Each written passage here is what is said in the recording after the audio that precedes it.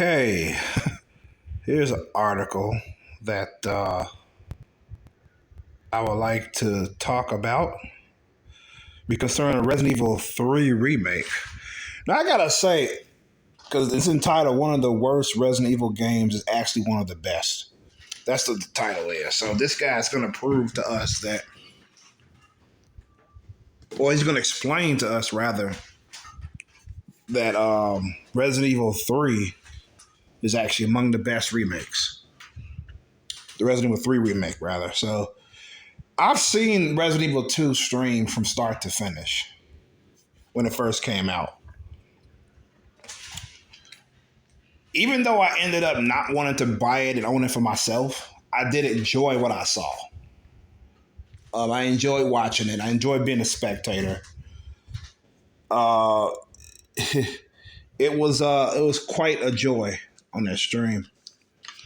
Resident Evil 3 remake comes out. Okay, there was some disappointments to me during before it came out anyway, such as there's no multiple paths like the original had, which made it fun. You had multiple paths and shit. They didn't have that in Resident Evil 3 remake, so I was like, what the fuck? Anyways, Resident Evil 3 remake comes out, and I watched somebody. I didn't watch a streamer stream the whole game. I mean, from what I saw, it felt lackluster as opposed to the Resident Evil 2 remake. It felt that way. It had its. Don't get me wrong. Resident Evil 3 remake had its moments at the beginning of it. With the camera and the action and the shit like that. But it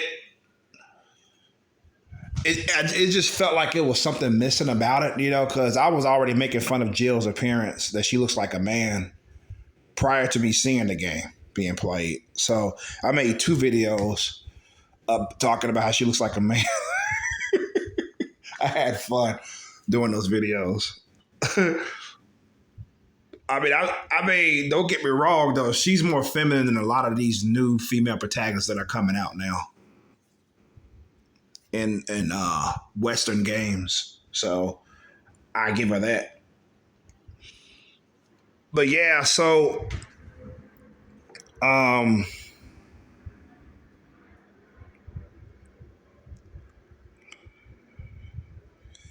let me see. Let's get on with this article here, because basically I felt that Resident Evil Remake 2 was better than Resident Evil Remake 3. Oh yeah, another thing about what they were saying about the Remake 3 was Resident Evil Remake 3 was that it was too short. So I'm assuming it's actually shorter than the second remake, which is weird. Because ironically enough, according to the original titles, I like the 3 better than 2. 2 was great. 2 was my first entry into the Resident Evil series. It was 2 back on the PS1. And I ended up getting 3. I love 3 over 2. However, it's not that far above it. 2 is a really great, fun game. 3, I like it's just a little bit better. A little bit more. So that's my take on originals. However, when it comes to the remakes, it's the opposite. I was like, what the fuck? So anyways, the article goes on to say Resident Evil 3 Remake is one of the most debated games in Capcom's survival horror series, but it's just as good as the remake of the Resident Evil and 2019 Resident Evil 2s. So he's saying it's just as good. I mean, a reason why a game is talked about a lot doesn't necessarily mean because it's a good game. It can be talked about a lot because it's a bad game. A lot of people are displeased about it. They just dislike the game. Because it can go both ways. Either if it was a good game, people talk about it a lot, or it was a bad game, people talk about it a lot. But I'll tell you, as much as people as developers get pissed off when they come out with some type of media on it's rather be a video game or a television show, and people just just tear it apart with rave reviews and rants and saying how garbage it is. At least somebody's talking about it. You know what I'm saying? Because imagine if you come out with something that you put your blood, sweat, and tears in. It comes out, little to nobody talks about it ever. I think that's worse. That's much worse than actually somebody talking shit about it or knocking your creation. At least somebody's talking about it. I mean, that's just how I see it. I'm pretty sure I'm not alone in this boat. At least somebody's talking about it. It's better than, like I said, if nobody talks about it.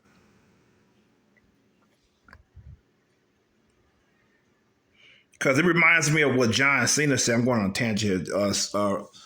Superstar, I'd say this loosely, by the way. Superstar John Cena for WWE, ex WWE wrestler. He's trying to come back now, but I digress. To sum it up, he pretty much said in the article, he says they was wondering why doesn't he turn heel or become the bad guy in the organization, and he pretty much said, "I would do it if I start coming out to silence." He said, "Yeah, he get boos, and he's supposed to be a fan for him. He gets a lot of boos, but at least that's a reaction. So that's not enough for him to turn or to change his demeanor, his persona, because at least he's getting a reaction." That's my point with these developers. They get so fucking pissy and panties in a bunch when people talk shit about their games. At least somebody's talking about it. That's it. I mean, it is funny because some of the stuff that people direct at it, which would be seen as negative, is criticism, is constructive criticism. Like what they could have done better, what they could do better in the next installment or something like that. But they get mad at that too. But let's just get on with this article. So he said, it goes on to say, this article is by Ed Smith, by the way, published 3 days ago before this screen capture vlog, Resident Evil 3. His name is Ed Smith. So he goes on to say, Resident Evil 3 Remake was an unusual follow-up to 2019's Resident Evil 2. Unusual, huh?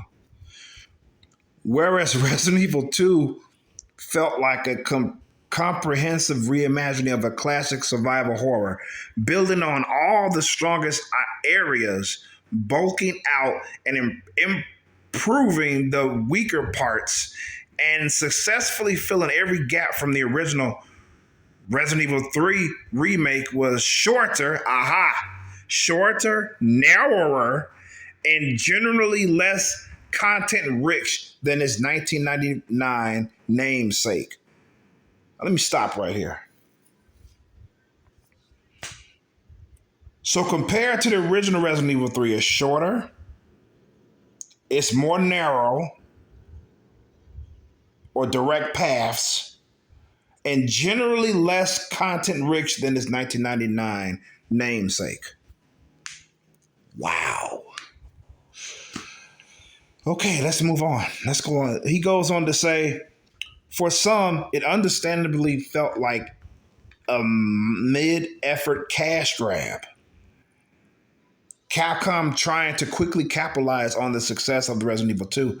But I think Resident Evil 3 Remake is much more than this, and that it's a smart, economic, and modern recreation of the weakest game in the original trilogy.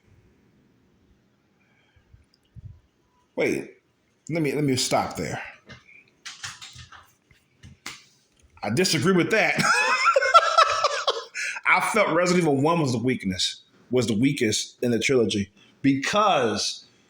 mainly because of the dialogue. The dialogue was god awful. God awful. That's the main reason why I see it's the least. And the voice acting and the dialogue was bad in Resident Evil 1. The original, I'm talking about, not the remake. Remake was fine. The original was bad dialogue and bad voice acting. As somebody saying that is not the weakest installment is amazing to me. And the story was, man, even if it had good dialogue and good voice acting, the story was all right. I liked the story in 2 more than Part 1. But you know, my order is this: Resident Evil 3, 2, then 1. So, but let's move on with the article. Let me see, where was I? Okay, here we go. It's better for the material that it cuts out, and it's easily the best central character. It easily has the best central characters and dialogue of any Resident Evil game. Wow, that's bold. With the Ada Wong driven Separate Ways DLC for Resident Evil 4 Remake finally upon us, this is why Resident Evil 3 Remake deserves another go. So he says, he said that it's easily the best central, easily has the best central characters and dialogue of any Resident Evil game. That's pretty bold to say that. But it's based off opinion. So it's bold nonetheless. So of course he has more to say about this. Trying to fucking get this ad off of here. Oh, there it is. Ad was in the way. It's already bad enough. I got this one on the bottom here that's covering up the page. Okay, I got rid of it. Anyways, he has more to say about this game, and plus he has a lot more to say, it seems, because ass is long. This I said ass. This article seems longer than I expected. Okay, he goes on to say, I say there are 3 central criticisms that are leveled at Resident Evil 3 Remake. The first is also the most glaring, which is the omission of the entire clock tower sequence from the original horror game. Okay. He goes on to say, I also like this section in the first Resident Evil 3. There's an especially fantastic detail in the room where you solve the painting puzzle and you see the UBC's mercenary and the young woman dead in the corner with their arms around each other. Yeah, I remember that. That painting puzzle was a bitch. Holy shit. I could never solve that on my own. I just did not understand to complete that puzzle. Okay, moving on. I just had to comment on that. Like David Ford's memos in Resident Evil 2, it gives away a subtle kind of background tragedy that makes the horror and bleakness of Resident Evil and Raccoon City in particular really sing. Resident Evil 3 Remake, however, does not need the clock tower. Okay. This game lives and dies on pace. Anything from the original that's even close to superfluous, anything that can be shortened, distilled, and delivered with more focus and clarity gets reworked. The game begins with the appearance of Nemesis. Ooh. We jump over the downtown section and get right to the subway car. In just one brief sequence at the beginning, which is almost entirely absent dialogue, we understand precisely why Jill has remained in the city. That her fears are and what she's trying to do. Wait, Jill was trying to get out the city in the original, though. That was a goal to get the fuck out of there. Just like any sane person would do, want to get out of that place, get to safety, because that city was definitely unsafe. Why, as to why Jill want to stay in Raccoon City is beyond me. So there's a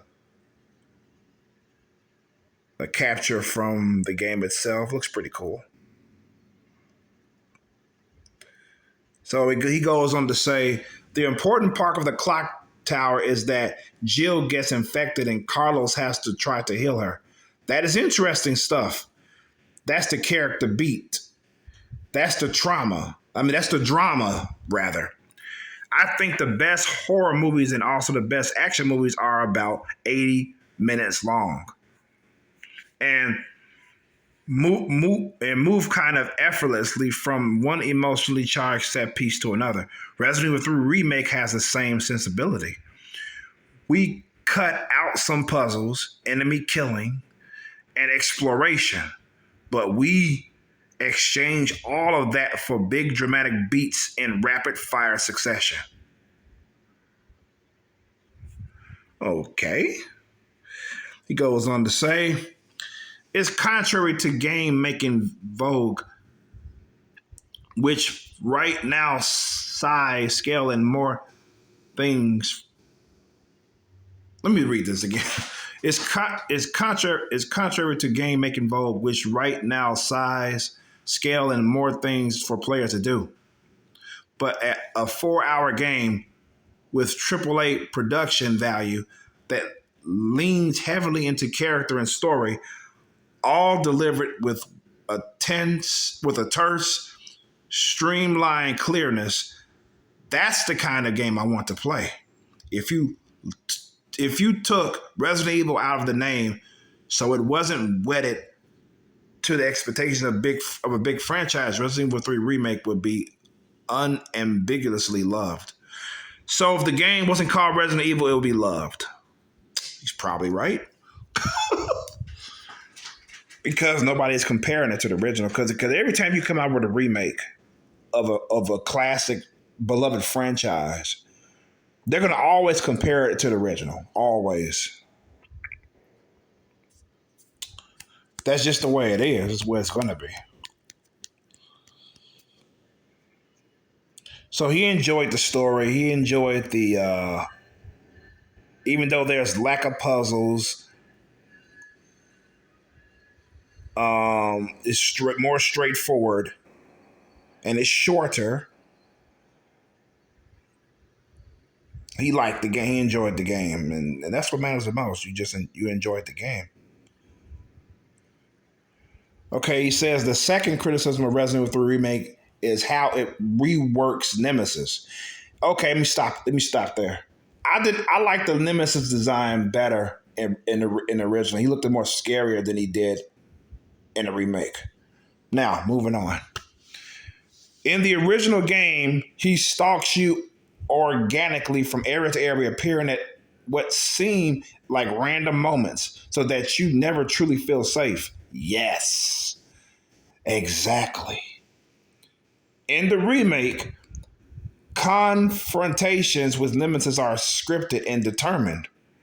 He appears at the same place every time. Yeah, that sucks because the unknown is what makes it scary. Because if you play it the second time, it's going to be even less scary than he was the first time. Because you know he's going to appear. It's predetermined. So that takes out the fucking the fear of playing the game, the tense moments and shit like that. So he says superficially, this is a weakening of the game's premise. If Resident Evil is meant to be scary, and Nemesis is supposed to be an unstoppable, ever-lurking threat, if you know when he's coming and when he won't be around, the tension goes down. That's what I just said. But this is just the fallacy of stalker type. The fallacy of stalker type enemies. It is. It's another pick screen capture of the game here. I mean, the visuals look good. I'm not complaining. I'm not complaining about the visuals. I mean, you should expect nice visuals on PS4/5. So, I mean, it looks good, you know.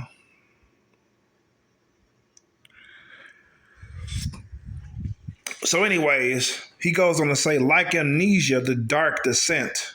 Oh, that game is horrifying and scary. Resident Evil 8 with Lady Dimitrescu, how do you pronounce her fucking name? And Resident Evil 2 with Mr. X. After a relatively short amount of time, it becomes imminently possible to outsmart and game the stalker's behavior. Mr. X especially will just follow you around the RPD reception desk so you can kite him and eventually sprint off. If you go into a safe room, you can even watch him reach the door and turn around. which is fucking hilarious to me. I've seen that done in the live stream. The streamer was running away from Mr. X, and he goes to a safe room, and he just does not enter that safe room. Hey, it wouldn't be called a safe room if he can get in there and get you. So he goes on to say, the article goes on to say, similarly, after these enemies keep appearing and keep appearing and keep appearing, they stop being frightening and become more of a mechanic, even worse, an annoyance. Exactly. And then what's the problem with that, which is based off fact? I mean, according to some players, he's probably terrifying the first time they play it. But the second time, I guarantee you, they're not going to be as terrified of him or as scared of him the second time they play it. They're not, because he's predictable. He's not unpredictable like he was in the original game. That's what made it That's what made it tense and terrifying every time you play Resident Evil 3, because you never know when he's going to fucking pop up. It was always at random moments. I don't see how they couldn't have done that with the remake. I don't see how. And if they did, that would have made the game better, in my opinion. Because unpredictability equals fear. So it's like he could pop out anywhere, any moment. He goes on to say, you wind up in a frustrated sort of slapstick routine where you're just trying to trip out their AI or otherwise get by them so you can carry on with the game proper. They don't feel like intimidated and ultimate monsters. They become dopey, uncannily behaving video game NPCs. Since the games tell us that these monsters are the most fearsome and the most dangerous, but then you can also fool them and make them look dumb. It undermines the game's horror pretenses wholesale. Yes. Completely, 100% agree with that. Now, here's a picture of Nemesis. Yeah, the original looks way better. In fact, I made a vlog talking about which Nemesis do you prefer, the original or the remake Nemesis. That was also done before the game came out. Okay, he goes on again. It's contrary to modern video game rubrics, but I'd rather here we goes. But I'd rather a scripted, choreographed sequence that creates the impression of the Nemesis power and omnipresence than a stalker system that I can ultimately find the gaps in. And that stealth steadily becomes more of an annoying thing I have to deal with rather than a substantive and dramatic encounter. Okay, so he says he pretty much prefers, let me see.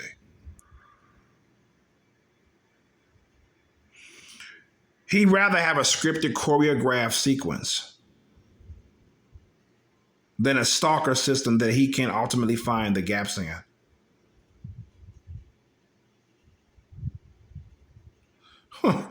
So he prefers the way the Nemesis is in a remake as opposed to the original. Interesting. Okay, he goes on to say, but then we also have the game's climactic section in the Umbrella's lab called Nest 2. Now, even as someone who really likes Resident Evil 3 Remake and thinks it deserves a reappraisal, even I struggle to vindicate this change.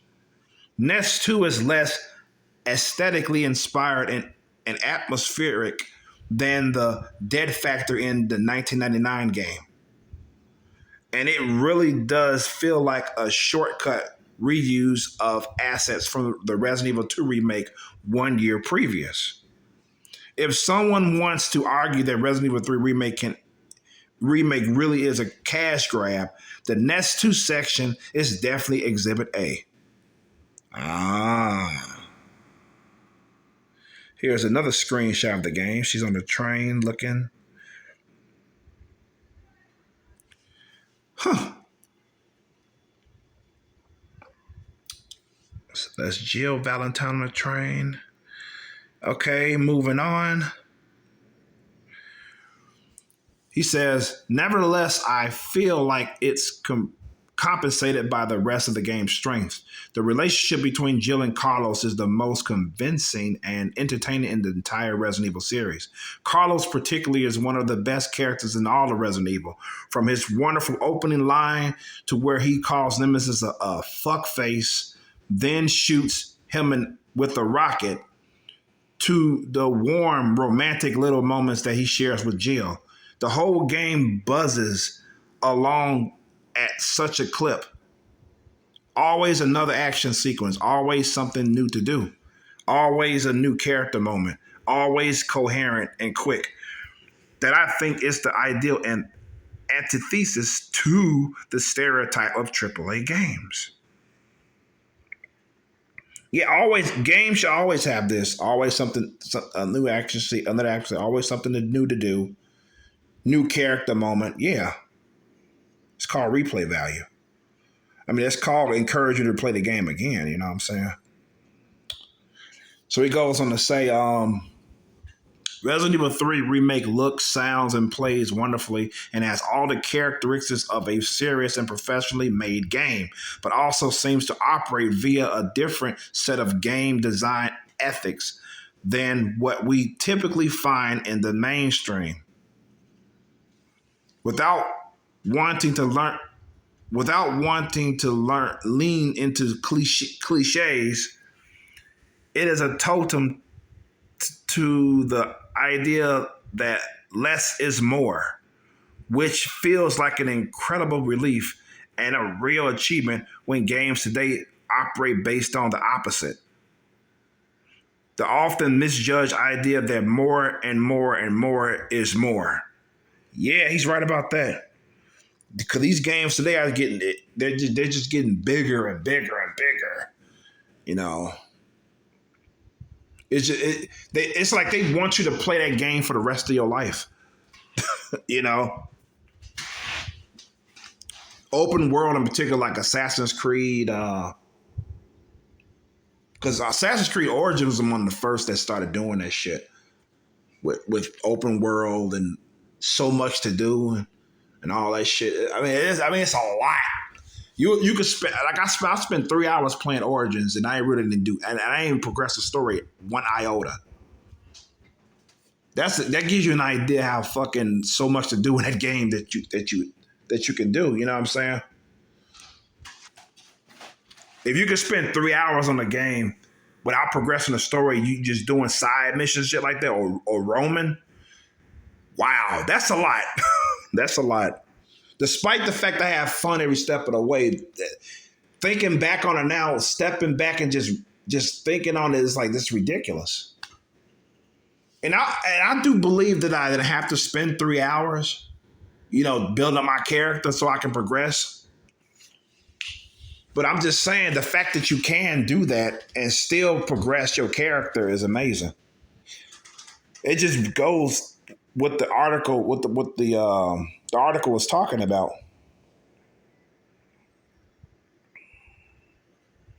Another thing I want to say about these games being so big and shit is even if you made it short, they may not play it again for years or months. So I feel that making a long game is a waste of time. Is a waste of developers' efforts and time because once they beat it, or if they beat it, they're not going to play it for a long, long fucking time. They're not going to play it.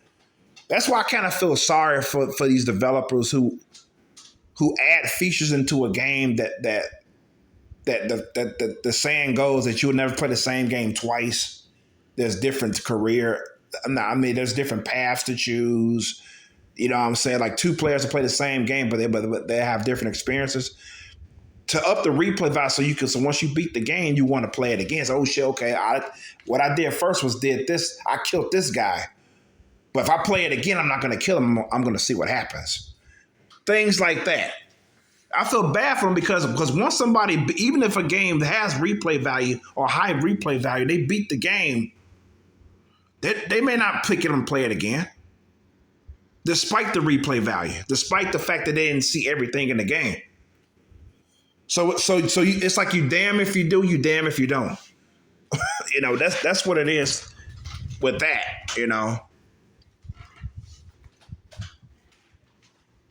It's like, yeah, I can make a long game so they can play it longer.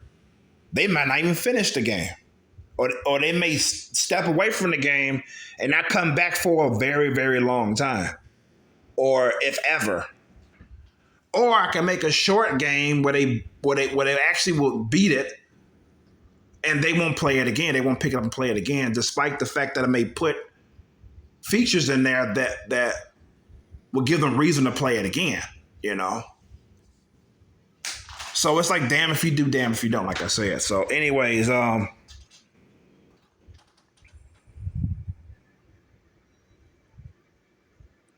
he goes on to say, if you only played it once back in 2020, or you've avoided it based on what you've heard, give Resident Evil 3 Remake another try. Okay. He says, if you're a big Resident Evil fan, we've got the absolute best zombie games all lined up for you. Alternatively, try the greatest survival games on PC. What's that, an ad? Oh, this is like pretty much reference you to. Okay. Okay, that's the end of the article. I think so.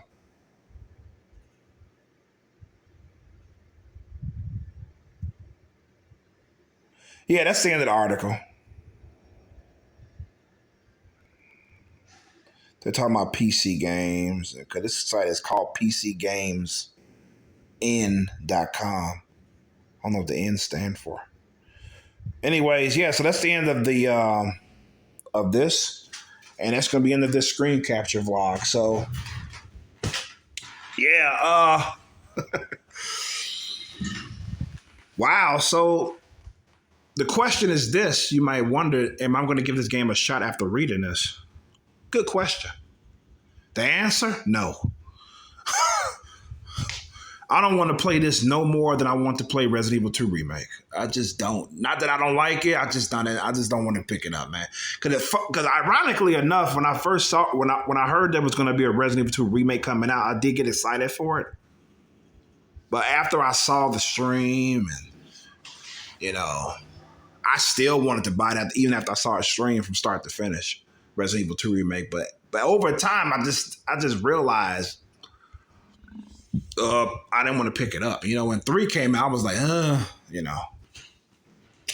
But yeah, so that's my stance on it. It's still the same. So yeah, I'm glad that this guy enjoyed it, man. What can I say? I mean, I'm glad he had a good time, Ed Smith. And I'm glad. I'm so glad. So yeah, so with that being said, this is Y Chromosome. Sign the fuck out. Peace and love. Good health to you all. And be safe out there. Peace. I'm out.